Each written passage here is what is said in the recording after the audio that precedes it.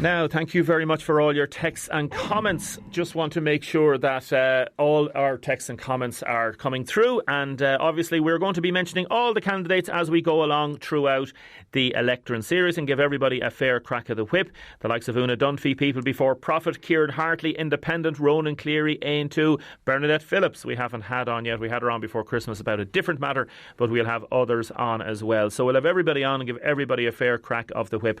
Damien, the election in Waterford is wide open, says another person. Damien, Jackie Fahy, Sean Lamass, Ken Whittaker, these men looked after their people. They must be turning in their graves with some of the thing that's happening in the country at the minute, the hurt that some people are going through. Damien, I live on the Waterford-Kilkenny border. I have to vote for Kilkenny people who I don't have any clue about. It's a good point. We won't be going into detail regarding the election in Kilkenny, but what we will do at some stage during the election, we're going to get some analysis in terms of how the election is going within Kilkenny, because we do have quite a few listeners in South Kilkenny, also in South Wexford, but we will do something on Kilkenny. I know there's quite a few listeners as well in Carrick-on-Shore. We're going to be doing something there as well. Going to be doing something on the boxing club as well over there at some stage. Speaking of sport, Gavin, good morning. Morning, Damien, how are you? Good, thanks, great, yeah, good. Good, yeah, weather is good, yeah, we're all in good fettle, so yeah. All in good fettle. Tell me a little bit about the basketball. Let's start with basketball, because we've a massive weekend ahead for basketball. And basketball, some people, it goes under the radar, but it has a really loyal and growing support base in Waterford. Yeah, it certainly does indeed, and especially when you talk about the Wildcats and, you know, such proud tradition, and they're actually going into probably one of the biggest weeks in basketball. Of course, it starts tomorrow night when they play DCU Mercy down there in the Mercy Hall. DCU, of course, are top of the table. The Wildcats just behind them on the league table, so that's going to be packed to capacity tomorrow night, 7pm down there. Get down and support them. I know the home games, they generate great atmosphere, and, you know, Gillian Hayes and John Hayes, that these guys have put their lives on hold really to you know, and the young talent there as well. Next Wednesday, or next Friday I should say, the Wildcats play in the Under-18 national final, and then Sunday morning week they play in the Under-20 national final as well against the UU Tigers up there in the National Basketball Arena. So it's going to be the start of a busy week for the Wildcats, and we'll be keeping an eye on their progress. Hopefully be reporting on victories, Damien, next week. And also a big game for the WIT Vikings, just to wish Mick Evans and his side the very best of luck. I mean, Mick is another fella who just, you know, he's devoted his whole life really to basketball and bringing through new players, and, you know, I mean, that's the restructuring, or the structure there, I suppose, at college level, is trying to bring players through and, you know, be competitive, I suppose, and they have done that. They're kind of mid-table at the minute. They're taking on a powerhouse in St Paul's, Killarney, tomorrow night. It's a home game at 7pm in the WIT arena. So I suppose it is a pity that both games are clashing, but I suppose both have, you know, different sets of supporters, and that I've no doubt the Mercy Hall and WIT arena will both be rocking tomorrow night. So we'll have a build up to both those games on our sports show tomorrow. And as you say, you know, it's nice to feature it, I think, on programmes. Sometimes it maybe goes under the radar. These guys are putting in a lot of work behind the scenes. And work. We're playing a little clip of Liam Cahill. Talk me through. Yeah, absolutely. Yeah, I was just this was at the Club Deise launch last night, membership launch for 2020. Of course, Club Deise doing brilliant work behind the scenes, funding, of course, our various county teams from minor to senior. So a lot of good work going on behind the scenes there, and they launched their membership package, which is €30 for the year. You can get more info there on clubdeise.com. It was above in the local bar in Dungarvan last night. Donncha and Lena, of course, brilliant GA supporters as well, and just had a quick chat with Liam Cahill afterwards in the build up to the National League game, and just asking about his first senior inter-county experience, saying that it's up a notch from his previous spells with Tip under-20s and indeed minors. Liam Cahill, the Waterford senior hurling manager. Definitely is, Gavin. Yeah, it's up a notch or two for sure, and there's a lot more accountability to it, a lot more work, I suppose, that goes on an individual basis that you have to make sure that you're monitoring as well, and it's being done. So yeah, there is quite a bit to it, but as I said earlier to you, that, you know, the principles are still the same in relation to how you perform on the field and what you have to do to make sure that you're ready to perform when the time comes. Ready to perform when the time comes. And they went on a training camp last week. I know the footballers are training away. There's a number of different things happening behind the scenes regarding the GA scene. The lads obviously want to be ready in both codes, really, to hit the ground running. Yeah, absolutely. Yeah, I was chatting to interview both managers last night as well, on stage there, and it was brilliant to see the enthusiasm of both managers. Obviously, Waterford, the hurling, there's great excitement with Cork coming to town next week, and the build-up with new management set up, and, a lot of young guys going to get their opportunity. So I think it's a big game for Waterford. I think, no doubt there'll be a big crowd in Welsh Park Sunday week, and it's important we really hit the ground running now. And the championship is huge then coming down the line, but Liam was alluding to that last night, that he wants performances in the league, and you want to get back being competitive, and Waterford getting back to winning matches, and win back to supporters, and that's so it's all going to start Sunday week. Of course, the night before then as well, Benji, I suppose, and the footballers are on the opposite, maybe, if you want to say that, seen as Division 4 is probably their championship realistically. Want to try and get out of that. They have a lot of turnover of players that I know they've worked really, really hard, a lot of physical strength and conditioning work, and their fitness levels are quite good. I was chatting to Conor Murray and a couple of the guys last week, so they're working really, really hard. They play Limerick on the Saturday night at 7 o'clock, and then we have the hurling at 2 o'clock in Welsh Park on Sunday. So 2 home games the weekend after next weekend to kickstart the league. So hopefully plenty of support for both on the night, and plenty of build up on our show tomorrow, and indeed again on Monday night. Just to wish as well, big occasion for a good friend of mine, Thomas Welsh in Medeligo. He takes charge of the All-Ireland Club intermediate hurling final between Tullerone and Father O'Neill's up there in Croke Park tomorrow, the Waterford referee. So it's a big occasion for young Tyler and his officials. So I know he's heading up there early in the morning, so I wish him the very best of luck, and it's great that Waterford can be represented up there in Croke Park on an official's capacity there tomorrow. You mentioned to the national matches, but there's a lot of football, soccer on over the weekend, local, full list of fixtures on the different websites, and there's 2 big matches in terms of GA over the weekend as well. Borrisoleigh. Yeah, the club fans. Yeah, I was saying it out there earlier. It would be some story if they won it. They've been through such a difficult time with tragedies in the village, and that's what the GA, the club championships, do. They lift the whole community and get a great spirit back on. I think the moment they kind of bet Ballygunner, they're kind of on the crest of a wave. And every club though, there's been tragedies. Yeah, there has. Of course, there has indeed. And what a semi-final they had, a battle against the the Down champions. It was unbelievable, the way they fought, and it was a great testament to Ballyhale. I'd like to see to come back. I would. I would. I'm sure Ballyhale have enough of one, really. Don't they? Kilkenny have enough of one, Now I know people say Tip have enough one too, and they'll say Waterford people don't get on with Tip people, but I just think maybe it's written on. I just think that they might have enough on the line. It's going to be like big old Crow Park, and it's all on the day and all that. Have Kilcoo any chance against Correspondent? I actually give them a great chance. Yeah, I do. I think they'll definitely be in the game in a couple of minutes to go. But maybe Corrifinn's experience, it's phenomenal to be going for 3 in a row. I know Galway's a big populated area compared to Kilcoo. There's very little else they say to the area, but the football hasn't lifted their whole community, and that's what it's all about. It's going to be a great occasion. But just to say 2 names, I'm going to go for Borrisoleigh and Corrifinn. You heard it here first. Gavin Whelan, thanks very much. Thanks, Amy. Cheers. Now we're just having a little laugh here before we go on air, aren't we, Kieran? Just a Good little morning, laugh. Damien. Yes, you said it. Kieran O Connor, thanks very much for joining us. No problem, Damien. I'm going to chat to you now in a second. Some texts and comments coming in. Damien, regarding drugs, there's a drug problem in Dungarvan, as there is in many other towns and villages around the country. You can get any amount of drugs at different places. I know the guards are doing their best, but they need to be more Gardaí on the streets to help clean it up. Damien, can't understand how people keep voting for the same 2 people to govern, knowing nothing will change. Others saying that voting for the main parties is the only way to go. Another person saying, I seriously suggest each candidate send just 1 election letter per household, not 1 per adult. There's an awful lot of waste. Other people saying, Waterford TDs need to improve their grammar if they want to become ministers. Several of our candidates have a nightmare. Somebody there that's obsessed about grammar and diction. Another person saying, oh no, we have to listen to 3 weeks of this now. Elections. We've seen quite a few elections, Kieran O'Connor. Yeah, have my time. Interesting. IFA and general elections. Of course, my own family were very much involved. My uncles were former councillors and the chairman of the councils, Norman and James Aidan Walsh from Capperquin. So yeah, politics is imbued within the family. Yeah, our house used to be a buzz. The buzz, and my mum just loved elections, and the time of the Gareth Fitzgerald era where there was a couple of elections in a few years.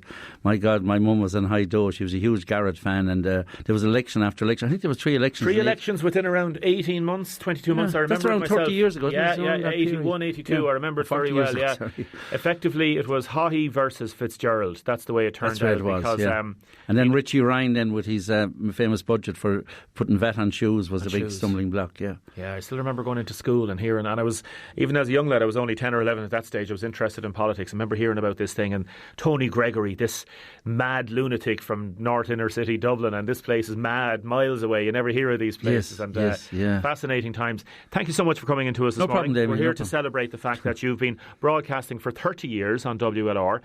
Sports, obviously, a massive contribution in terms of matches over the years, but more particularly, I suppose, Farmview. To be keeping a programme going for 30 years. You were just driving down the road here this morning reminiscing. What were you thinking? I was just thinking my very first programme back in 1990, and it was Georgia Street was the studios at the time, and I was a bundle of nerves really, because I didn't know what to expect, and I had been down before the week before, but this was my first week doing the programme for Saturday morning, and Tommy O'Keefe was the guy in production at the time, and the idea of a farming programme, first of all, I'd say, was alien to a lot of the guys down there, and here comes the Moo Man, they just called me, it was the guy Kevin O'Brien used to be on Saturday mornings, but Alan Gillis, the Moo Man, he was calling me, yeah. And before the programme he'd be introducing, I can hear the cows coming, the Moo Man is coming, this type of thing. But Alan Gillis, I remember, was on my very first programme, and who was on my first programme was John Maloney, former group managing director of Glanbia. John had joined Waterford Co-op and Waterford Foods at the time as alternative enterprise. There was a big swing away to alternative enterprise at the time, and forestry being one of his main ones. He got involved in the leader programme as well. But Greenbelt were very much part of the whole drive for forestation, and John Maloney headed that up back in 1990. Wow. Tell me about the commitment to farming and to broadcasting. Like, obviously you've had a connection with Glanbia for so many years in terms of working, Foods and Waterford Foods before that. I remember when I came here in 97, 98, the whole amalgamation was going on, one of the big stories at the time. In terms of family and going out doing stories, the family have always been very supportive in terms of you having to go out at night to do interviews and do these reports. Very much so, and I suppose Bernie deserves great credit, because with my hip operation I was at home for 6 weeks, and normally I wouldn't be home for more than 6 hours, so that was a real test for her. But she'd been very supportive, and my daughter's coming forward. And actually one of my memories of my early years, just thinking coming down the Gar, was my daughter Michelle. We used to come down every Thursday with me. It was a kind of a day out for her to come down to Waterford, and she'd sit in the studio, and Margaret Organ used to be in reception, and Michelle just watered the flowers, and Carrie and Jeff used to be on the afternoon, and Michelle became their reading specialist, so she'd read books and go into Jeff and Carrie and review. She did a readathon, and that she was big into reading at the time, so they're great memories. How are they all? Great, thank God, great. We have 3 grandchildren and a 4th on the way. 2 of them married Galway men, so it wasn't easy to handle them there in 2017, but thankfully, and they're all very healthy, and my youngest Stephen then is teaching out in Ardmore, so we've the 3 of them gone through the loop at this stage. Have you enjoyed it? I really have, Damien, and I must say I'm passionate about farming and indeed the agri sector, and in the co-op, while people give out about the whole co-op structure, there's a great sense of family and community, and my years in the co-op, I originally joined Waterford Co-op. When I got the job, Tim McGrath interviewed me. He was a famous rugby international. He was group trading manager back in the 70s, in 1976, and with the intention, our family business was in the poultry, and back in my head I was going to go back to Capricorn chickens basically, but never went back. But I really enjoyed it, and I think farmers never get a lot of bad publicity. 99% of the farmers, and I know what happened in Dublin yesterday, and I have a big problem about what happened in Dublin yesterday about the farmers. They don't represent the really grassroots farming community, and I think farmers... Was it a PR disaster yesterday? Disaster. Oh, total disaster. Total disaster. And I think whatever way it's like the Northern Assembly talking around the table, I think the task force, what they're trying to do, bringing all the parties together, will do a lot more than what they did. And I think they alienated any people who had a lot of people had sympathy for the poor farmer, inverted commas, the farmers struggling against the big beef barns. I think they did untold damage yesterday, and I think they don't reflect the really positive commercial farmer that's out there. And yet some farmers, all those farmers maybe that were on that protest yesterday, felt they got their message out. The only way to do it? Well, you could, Damien, but I think it was a real own goal, big time. And I think these guys, like, if you get your quality, traceability, sustainability right, you have some chance. And some of these guys, I don't know their backgrounds, but I bet you if you went back to some of their farms, there'd be a lot more time spent getting their own act together. I'm not saying they haven't it, but I was very disappointed that they alienated the urban people, who at the end of the day, it's a food industry, and without those people buying your products and supporting you, you're in trouble. One of the things that was raised at the time in terms of the amalgamation with the co-ops, in terms of Avonmore and in terms of Waterford and the creation of Glanbia, that the essence of the co-op movement would be lost. I remember doing quite a lot of stories on this. How is it now, do you think, 20 years on? Damien, I suppose what has happened is really gone full circle with the formation of Glanbia Ireland. So now the Irish business being owned by the co-op, the majority shareholding is owned by the co-op. It's gone full circle. So you take the consumer, the trading and the ingredient business in Ireland, that's owned by Glanbia Ireland. Well, the majority shareholding. Whereas the PLC is more the international company, so it's gone full circle. So the farmer control of the business, which is relevant to them, which is in other words the milk price, the trading, the agri, the grain, is now Glanbia Ireland, which is predominantly owned by the co-op. Yeah, do you think that was a recognition by the company that they might be losing touch? Definitely. And like, it's very hard to serve two masters, you know. And I think, in fairness to John Maloney, the former group MD, he actually pushed that whole piece through. And I think people realise now. He could see it happening. He could see it happening. So it's gone full circle. But when you think of back in 1990, like Joe Walsh was minister, I remember at the time, the ploughing was up in Carlow and I did reports into Billy McCarthy. And I remember Billy used to always be fascinated about the farmerette. He slagged about the farmerette and where did they get the name out. And I remember speaking to Anna May, and I brought Anna May on, and she said, do you realise that the National Ploughing were one of the first organisations to recognise women and have a competition for them in a real male dominated? And who's been head of the ploughing all those years? Anna May McHugh. So I think from that end, so the ploughing was up in Carlow. I remember the Nissan Classic going through. We had a Waterford show, which we don't have any longer. And the first year I did it, we did an outside broadcast from there, was behind where Whitfield Clinic is. Then it went down to Woodhouse, but the Dungarvan show, we went live from there. I was with Timmy Ryan, I remember, and it was a really teeming hot day, and the late Colonel Javas, and good afternoon, welcome everybody to the show. And I interviewed him that day, and he was a tremendous son, and his son Hal keeps that going. It was out in Springmount, Dungarvan, and Jerry Kingston was head of Chagas, and Geraldine Veal was head of Macra in Waterford at the time, which was a first as well, a female chairperson of Macra. So your great memories. Great memories. You've written down some memories. Yeah, I did. I was just thinking outside. Yeah. Just before that, anybody want to text in 083 333 975 any of the main stories or any memories of Kieran over the last 30 years? And oh my God. No, just little things, because texts are coming in. Congratulations to Kieran. This is from Mary Roach on 30 years of broadcasting. A consummate professional, generous with his time and a thorough gentleman. Here's to another 30. A text, Damien, Kieran's handling of the local awards last week was brilliant. Other people saying congratulations and continued success, Kieran, to you and your family.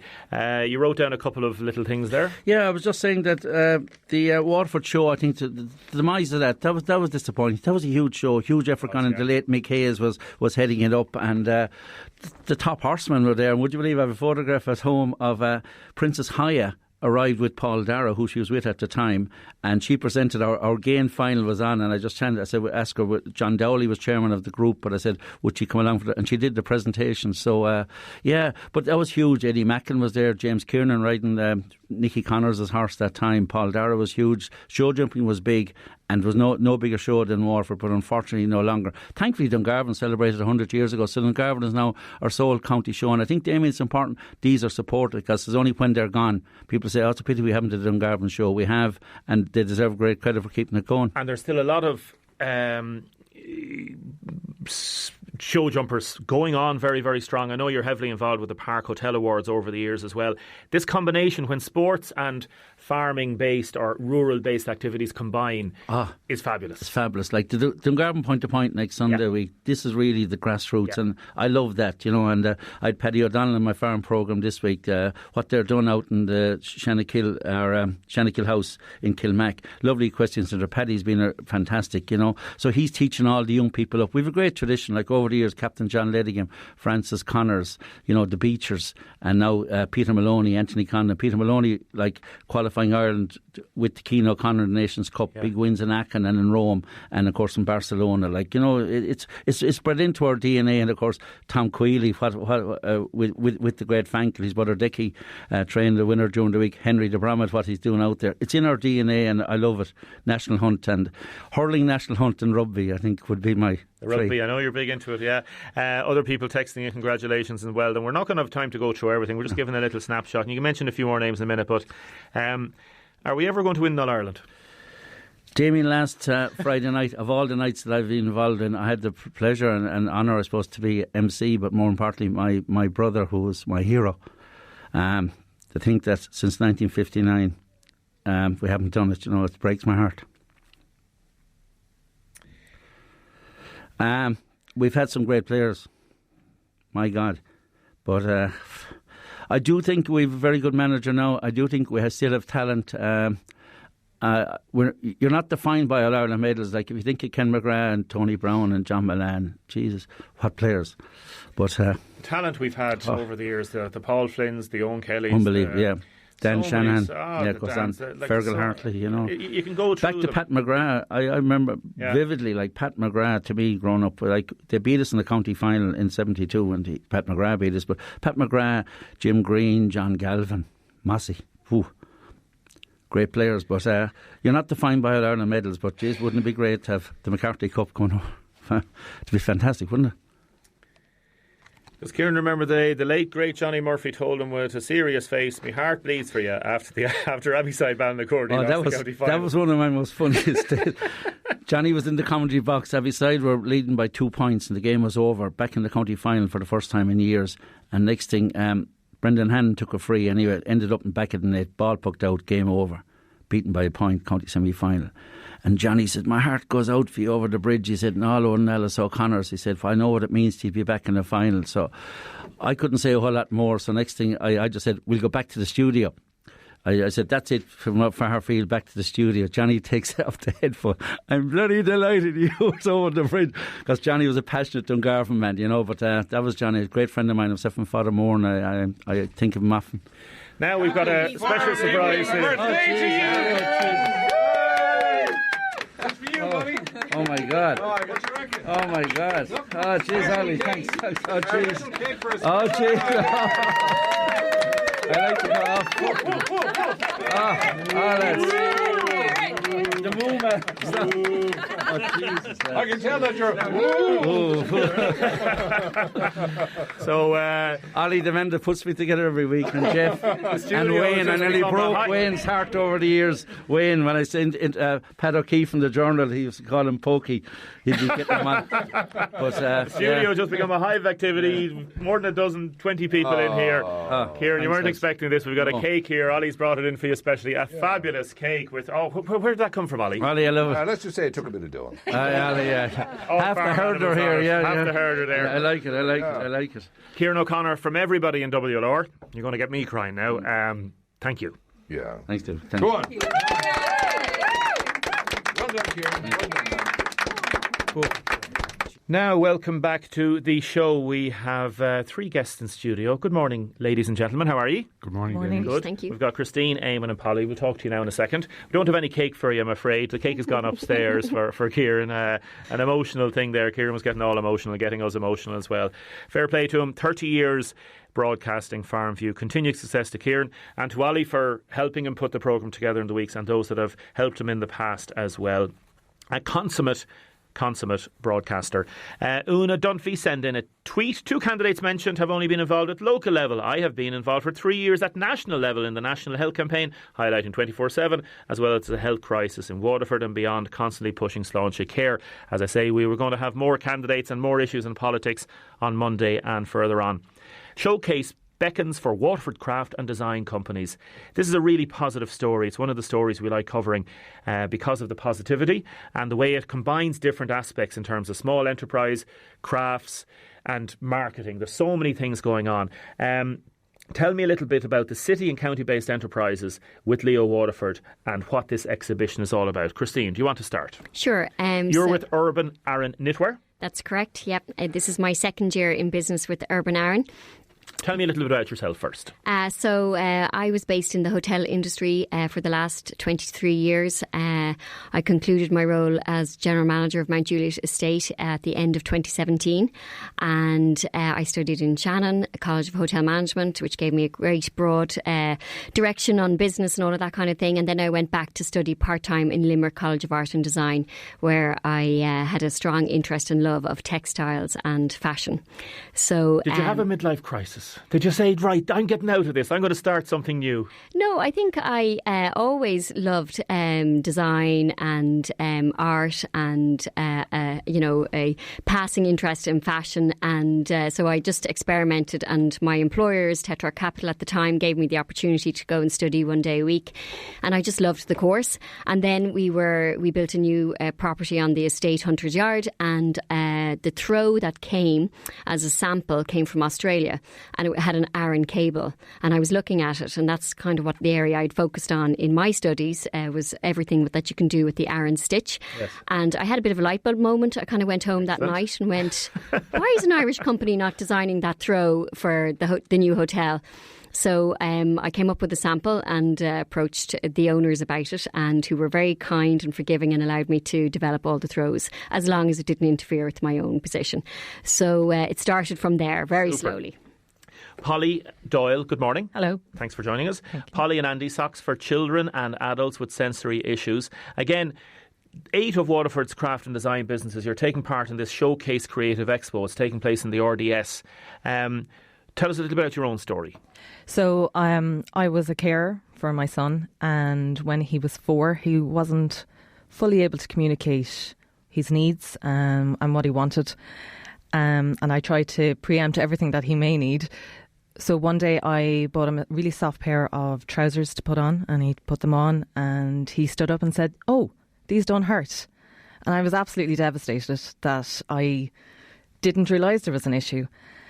So, of course, I went out and I bought 5 more pairs, as you do, because your child's comfort is everything. So it got me thinking to the layer next to the skin. And I knew how amazing bamboo was and how soft it was. So I looked, and there was nothing for kids. There was no socks, underwear, vests. So that's where the idea came from. And so I've started with socks. And hopefully next year, vests and underwear. We'll talk about the development and how you develop the business in a minute. Again, to give everybody a mention, Irish Handmade Glass, Muirogue, is that the correct pronunciation? Mm-hmm. Urban Aran Knit, Polly and Andy, Monkey Cups, Crystal Narina, Pippa Sweeney Designs, and Amanda Murphy Ceramics, working closely with LEO, Local Enterprise Office in Waterford. Eamon, good morning. Good morning, Amy. You've brought in some of your products here. I did. Glass products and Crystal this is our 3rd year doing Showcase. It's a 3rd year, yeah. And one of these products that I brought into you this morning won Best Product in Design Ireland Showcase last year. Wow. What did you have to do in terms of criteria? What makes your product a winner in that sense? Well, it's innovation and different design and something that hasn't been done before. Your product is judged by people, I don't know who they are, they just look at your product. But I'm part of Design Ireland group and brand, as it's called now. We've got stocked in Terminal 2 in Dublin Airport. Air Inta have just opened a new store in conjunction with Design Ireland, and just before Christmas. How many years are you working with glass? A long time. Started way back in Dungarvan as a glass cutter, and then decided to leave the company in 88, and I'm working on my own since 1989. Has it been good? Been very good, yeah. A lot of challenges, a couple of recessions behind us. But I love working with glass and design. When I was working in production, I just did production, but I always had an inkling to try new designs and new innovations of how to do things. And it's been very successful over the years. Yeah. What, in terms of the design, is it this particular glass that you have here? Well, there was one of 3. There was 3 different. Okay. There was 3 different ones. And just talk to me, if you want to talk even more specifics in terms of the design of this particular glass. Why did this particular, or why did you win? Our designs now are based on our culture, language, and heritage. The design that I brought with me this morning is called Clo, which is based on the Ogham script. So I've taken elements of the Ogham script and see then can you replicate that onto a glass. We also have another collection called Ord, which is the landscape and different buildings. Another one is called Kyo, Mist or Fog. I live in Ring beside the sea, so I have mist and fog rolling in. So I use my surroundings as inspiration for the designs on the glass, rather than just drawing lines. Okay, and we're going to do a little video on this as we go for Facebook for later. So as I said, we have Eamon Terry from Crystal Narina, Christine Murphy, Urban Aaron Knitwear, and Polly Doyle, Polly and Andy Socks. A text in, we're all wearing Polly socks and Cheek Point. They're fantastic. I said that. In terms of, and the reason I asked you about yourselves first is because telling a story and selling that story is vital, in my opinion, for a successful business, and even more so now in the current climate when there's so many products out there. You have to basically make your story unique. Christine, what makes your story unique? I think I looked at what I loved. In particular in Waterford, I'm very influenced by the Waterford Walls project. So I'll be launching a new graffiti throw at Showcase this year, inspired by the Waterford Walls project. So I love colour and I love street art culture. So unlike Eamon, you're looking at the mist and the sea, and I'm looking at derelict buildings splashed with colour all over Waterford City. So that's unique to Urban Aaron. Yeah, that's brilliant. That's very simple, and yet it's revolutionary, because a lot of people would say about throws that you put on couches, they're lovely colour, some of them are beautiful materials, but they'd be quite boring. Yeah. I don't see it that way, but I know, but you know what I mean. Yeah, like, you can see the same product buying everywhere. A throw. If my mammy asked me to buy her a throw, you think, I'll get a nice, deep, rich, maybe wine or a nice green or whatever, but you're not thinking about something out there. Yeah, I think a combination of good quality natural fibres and unusual colour scheme, will make it stand out a little bit. Polly, how do you actually make your products? How are they made? So the bamboo is crushed, and then it's a long process. It takes about 2 months. So the bamboo is crushed down, then it's dried into a pulp, into sheets, and then woven into a fibre. So that process takes a long time. So these socks have, my first batch took about 4 or 5 months to get to sale. How do you organise your sales? How much do the socks cost, and how much quantity are you producing? Well, thousands. I mean, you need to order a lot to make it viable. I usually sell on my website, and I've been involved with the Copper Coast Market in Tramore. Also, I was in the Copper Coast Cabin in Winterville. I've been a gift. So it's a lot of markets, and I'm currently stocked in 10 shops around Ireland. Eamon, have you found that it's a constant reaffirming the sales techniques to make sure your products are out there, that you're actually getting the sales? No matter how good a product is, you have to get the sales. Well, you do. And again, this is what Showcase will do. You're going to meet the buyer. And the buyer, again, like what you were talking about, they love the story. I was in New York in November with Design Ireland and Enterprise Ireland promoting Showcase, and what we were doing, meeting the buyers in New York, was telling the story of what we do in Ireland. And then we had buyers from those big stores coming in, and we also visited big stores in New York. And again, one thing that came back and back again, they just loved the story of how the things were made in Ireland by people. So that's the hook in the whole thing. We're going to take a little ad break, as we all have to sell our advertising as well. Stay with us, okay? Because I want to hear about the secret of success. In other words, what makes ye different from others that haven't succeeded, okay? Now, keep your texts and comments coming in. 083 3333 975. Tony Fitzgerald rang to give a mention to the late Michael Hayes and Liam Power, who, along with Noel Larkin and himself, revived the Waterford show many years ago. It's a shame that it didn't last. Eamon, we did a piece with Nationwide with you before. You designed the bowl for Mr. Trump. I designed the bowl in 2017 for the Shamrock celebrations in the White House. Yeah. I was commissioned to design and make the bowl. That was good. Did you get any business from that? I got a lot of business. I got a lot of Americans coming through, a lot of Trump supporters, and some people that don't support Trump, but they all loved the bowl. They all wanted to get the photograph taken. So I have a replica of the bowl in the showroom. That was the backup in case anything happened, the original one, and the shipping out. But it certainly opened a lot of doors. I do a lot of corporate stuff now for golf and things like that after doing that bowl. Did you get any criticism? Did anybody say, you shouldn't be doing stuff like that for him? You're going to get that. But look, I mean, I always say that the bowl was made for the office of the President of the United States. And the office, the office is higher than the person themselves. But to be asked by the government here to make the bowl was a great honour. Yeah, it was. Ladies, you didn't know that? No. No, there you go. We are an esteemed company. Something new every day. You've just given me a lovely little, just to feel it there, the bag with pollyandandy.com on the socks, and the socks inside. Polly, how important is it for you to get the product into people's hands? Like in terms of moving from the concept that you described earlier and the manufacturing techniques and literally then saying, let's get it out there. Like, how have you made this a success? Well, it is all about getting the sock into people's hands. I mean, I can tell people how incredible the socks are and how incredible bamboo is, but it's not until they feel it, they go, oh. Yeah, that's exactly what it's lovely. Exactly it's beautiful. And the bag is made from bamboo and it's beautiful. The feel of it is lovely. So that's the most important thing. So Showcase for me will be all about building the brand exposure and just sharing my story, but again, trying to get people to touch the socks.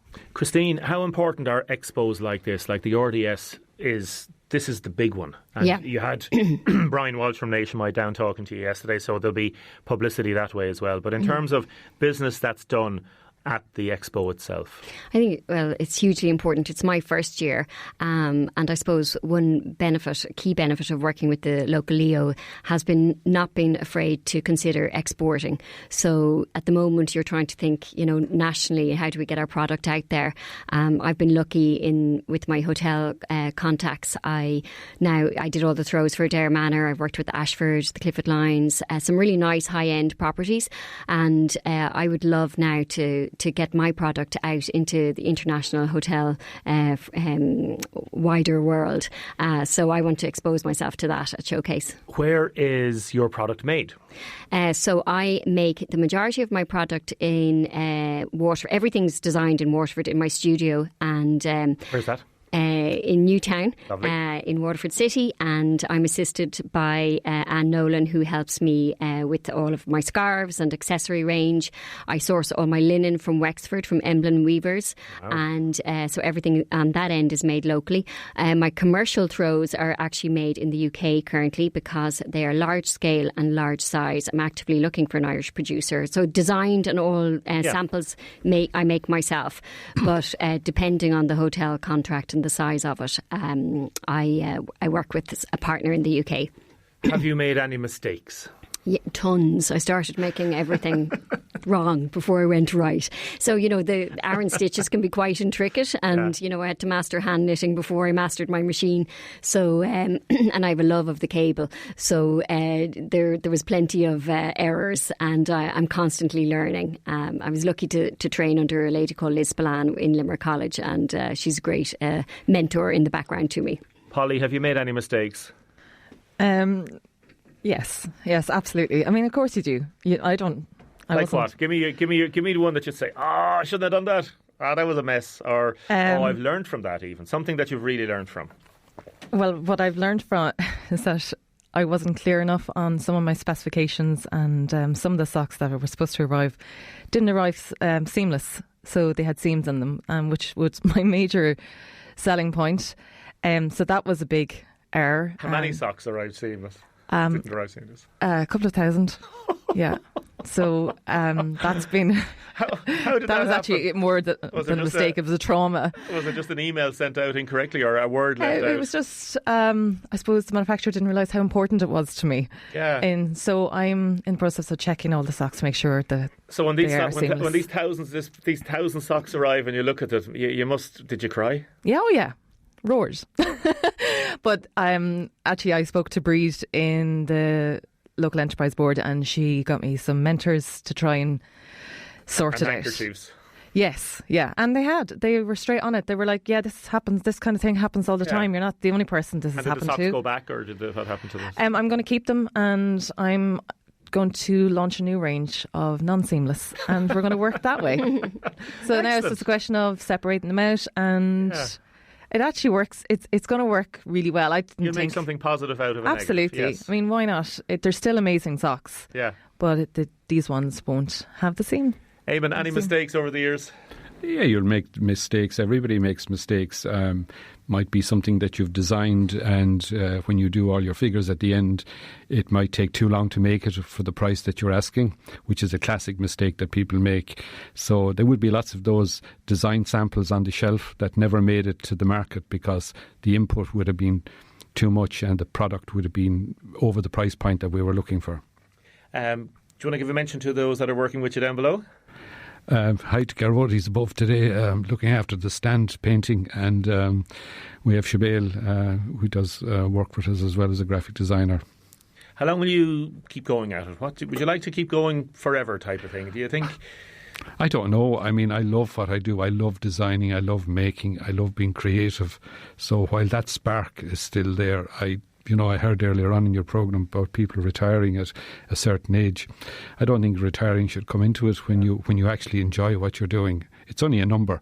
As long as you're capable and physically and mentally able to look after what you want to do, I think you should just keep going. Yeah. Polly, how important has Leo Local Enterprise Office been for you?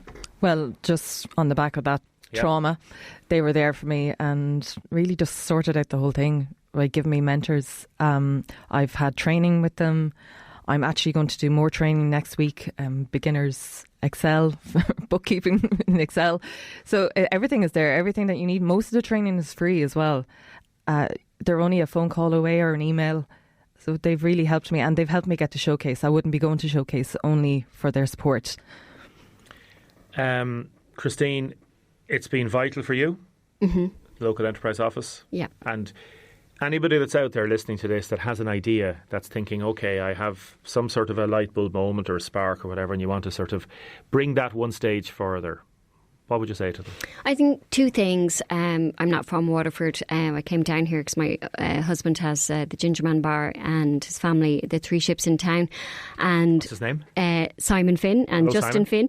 Hello, I know Simon. Oh, very good. So, I think you have to, it takes a while to adapt into any new place. But there's two things. You have to, as well as having the creativity side, you have to have a bit of a business side as well. And a lot of creative people don't have the business side. I was more better at the business side than I was at the creativity, so I had to learn the creative side. But if you don't have one or the other, educate yourself in the one that you're weaker in.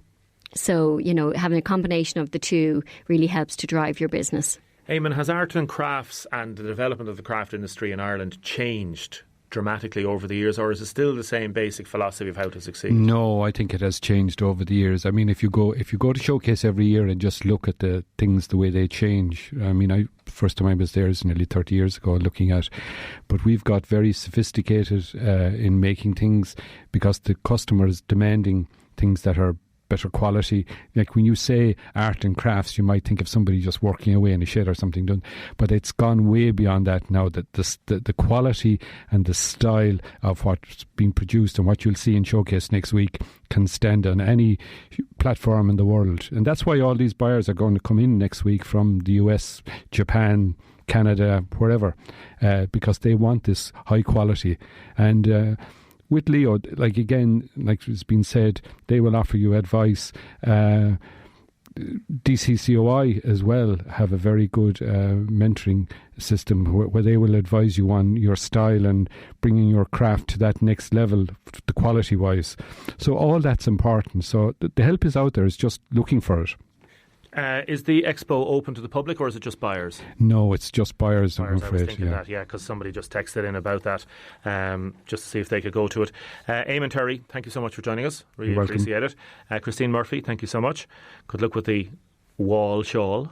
Have you a name on this yet? No? No. Wall shawl. There you go. Might call it the Damo wall. The Damo wall. There you go. And Polly Doyle, thank you so much. Thank you. And congratulations with the socks and the seams. You. Keep the seams. Get rid of the seams. Get rid of the seams. No more seams. Listen, though, seriously, and to all the other city and county-based enterprise involved with Leo and those that are taking part in the showcase in the RDS, January 19th to 22nd, the very best of luck to you and continued success. Thank you very much. Thank you, David. Thank you.